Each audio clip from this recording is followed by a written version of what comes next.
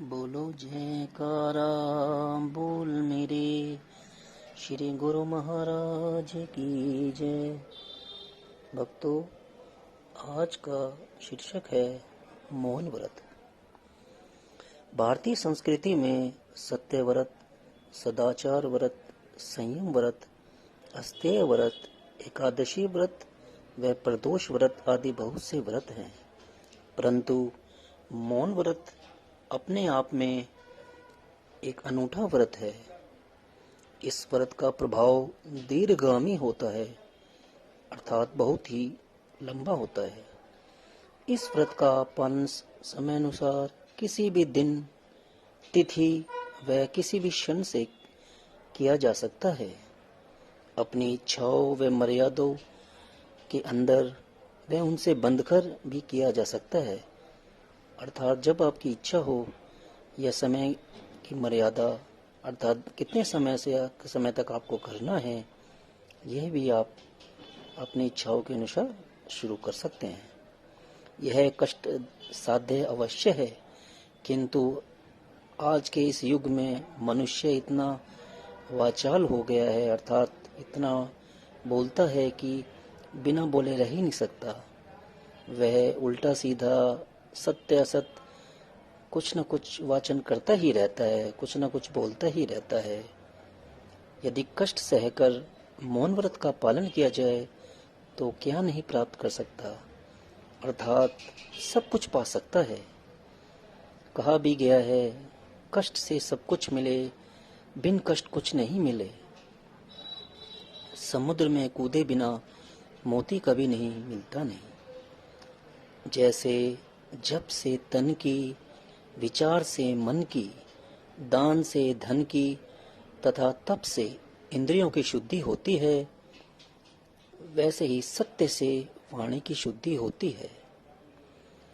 परंतु मौन व्रत से तन, मन, इंद्रिया तथा वाणी सभी की शुद्धि बहुत ही शीघ्र होती है। यह एक विलक्षण रहस्य है। व्रत से तात्पर्य है कुछ करने या ना करने का दृढ़ संकल्प।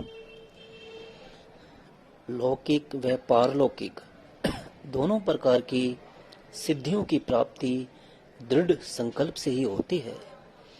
यह संसार भी सत्य स्वरूप भगवान के संकल्प से ही प्रकट हुआ है।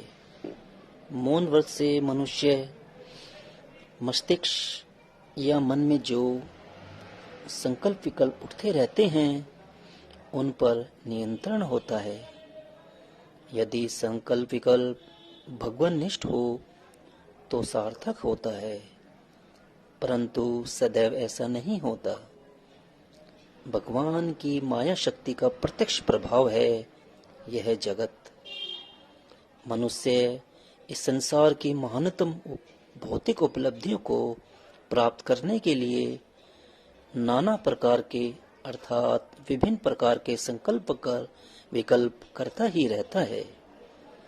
फलतः मन की चंचलता निरंतर बनी रहती है, अर्थात मन की चंचलता निरंतर बनी रहती है। जितने क्षण मन कामना शून्य हो जाता है, अर्थात उसके संकल्प विकल्प नहीं उठते मन में, तो उस क्षण ही योग की अवस्था रहती है। मौन व्रत द्वारा निश्चित रूप से मन को स्थिर किया जा सकता है। ऋणात्मक ऊर्जा को घनात्मक ऊर्जा में परिवर्तित किया जा सकता है। मौन व्रत रखने से भौतिक कामनाओं से मुक्ति के साथ साथ परस्पर अनावश्यक वाद विवाद से भी बचा जा सकता है। राग और द्वेष पर तो विजय मिल ही जाती है, परंतु जितने समय तक साधक मौन व्रत रखता है, उतने काल तक असत्य बोलने से मुक्त रहता है। साथ ही मन तथा इंद्रियों पर संयम रहने से भजन में भी सफलता मिलती है। भजन में एकाग्रता का भाव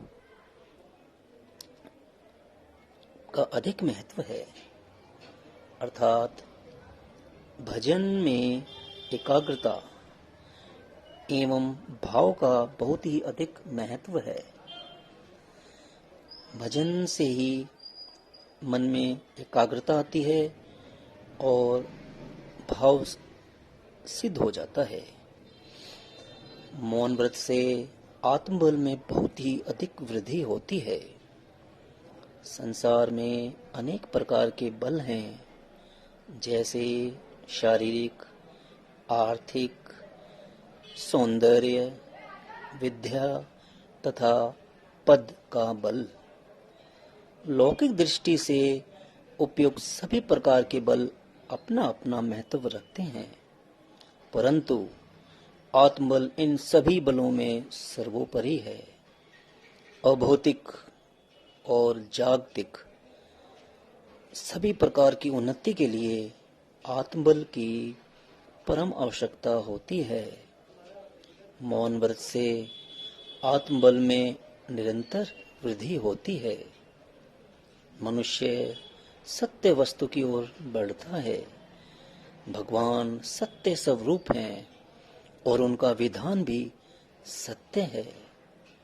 शरीर, धन, रूप, विद्या तथा पद, इन सब का बल मनुष्य को मदान्ध कर देता है, अर्थात इनका बल मनुष्य को एक प्रकार से अंधा बना देता है।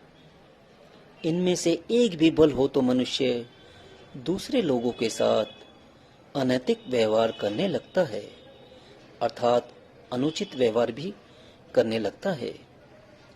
जरा सोचे, जिनके पास ये पांचों बल हो, अर्थात शरीर का बल, धन का बल, रूप का बल, विद्या का बल एवं पद का बल, तो उसकी गति आप खुद ही समझ लो कि क्या होगी।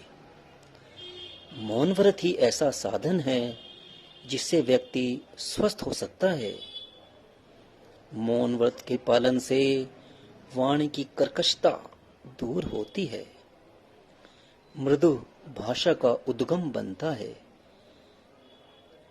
अंतरात्मा में सुख की वृद्धि होती है, अर्थात अंतरात्मे में बहुत ही सुख बढ़ता है। फिर विषय का त्याग करता हुआ जीव जीवन के अद्वितीय रस, भगवद रस को प्राप्त करने लगता है।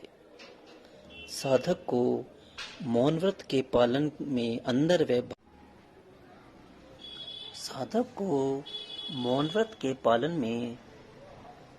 व बाहर से चुप होकर निष्ठापूर्वक एकांत में रहकर भगवान नाम का भजन करना चाहिए। ऐसा करने से ही आत्मबल में वृद्धि तथा नाम जप में कई गुना सिद्धि प्राप्त होती है। प्रत्येक साधक को दिन में 1 घंटे, सप्ताह में 1 दिन एकांत वास कर मौन व्रत धारण कर भगवत भजन करना चाहिए। यह बड़ा ही श्रेष्ठकर साधन है। यूं भी साधक को नियमित जीवन में उतना ही बोलना चाहिए जितना आवश्यक हो। अप्रिय सत्य कभी नहीं बोलना चाहिए, अर्थात ऐसा सत्य कभी नहीं बोलना चाहिए जिसको दूसरे को बुरा लगे। ऐसी वाणी नहीं बोलनी चाहिए। निरंतर निष्ठापूर्वक भगवान नाम जप से वाक सिद्धि हो जाती है।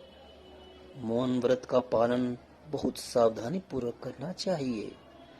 प्राचीन समय में हमारे ऋषि मुनि मौन व्रत तथा सत्य भाषण के कारण ही वाक सिद्ध थे। यदि हमारी इंद्रियां तथा मन चलायमान रहे तो मौन व्रत पालन करना छलावा मात्र ही रहेगा। मूल रूप से वाणी संयम तो आवश्यक है ही, किंतु उससे भी अधिक आवश्यक है चित्त वृत्तियों का संयम। चित्त वृत्तियों का संयम ही वास्तव में मनुष्य के लिए मुख्य मौन व्रत है। यह साधन अवस्था की उच्च भूमि है जहाँ पहुंचकर ब्रह्मानंद, परम आनंद, आत्म आनंद की स्वतः ही अनुभूति होने लगती है।